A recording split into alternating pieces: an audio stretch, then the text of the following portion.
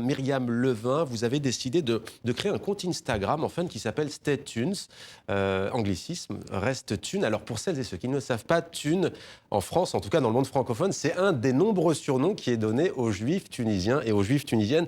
Qu'est-ce qui vous a incité à vous lancer dans cette démarche, vous journaliste?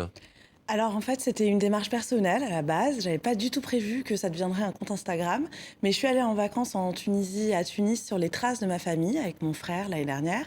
Pour la première fois, en fait, j'étais allée un peu pour le travail, mais jamais à Tunis et sur les traces de ma famille.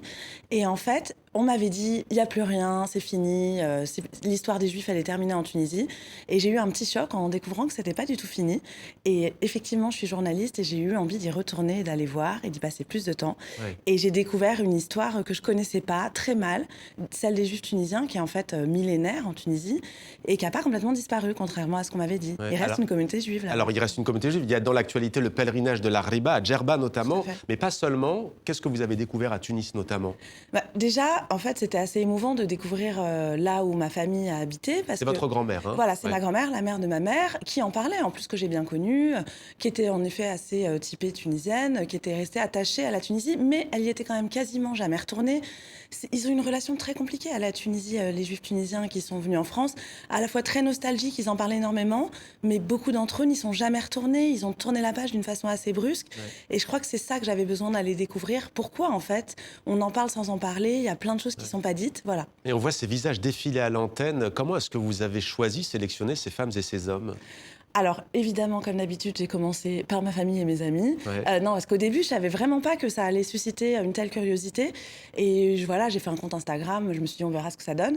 Et en fait, je me suis dit, je vais commencer par les histoires autour de moi, parce qu'en fait, je me rendais compte qu'autour de moi, tout le monde avait quelque chose à dire sur son appartenance à cette communauté juive tunisienne ou tunisienne juive, quel que soit son degré, que ce soit un quart, moitié, 100%, 2000%. C'est resté. Voilà, tout le monde avait quelque chose à dire. Et en fait, petit à petit, je me suis rendu compte que je pouvais aussi élargir, que des gens non juifs avaient aussi des choses à dire, notamment quand j'étais en Tunisie. Je m'attendais pas du tout en Tunisie, en fait, à ce que ça intéresse autant les gens. Ça a été une super surprise. Et voilà, et du coup, c'est assez ouvert. Si on a quelque chose à dire sur les juifs tunisiens, On a on peut tous en nous participer. quelque chose de la goulette. Vous, c'est quoi? Moi, c'est quoi Je pense quand même que c'est la brique à l'œuf. Ouais, ne me dites pas la rissam. La brique à l'œuf, c'est déjà un peu mieux quand même. Alors, il y a notamment Sylvain, que je trouve très drôle, qui dit « Je ne suis pas du tout croyant, ni superstitieux, ni pratiquant, mais j'aime l'idée d'appartenir à une minorité.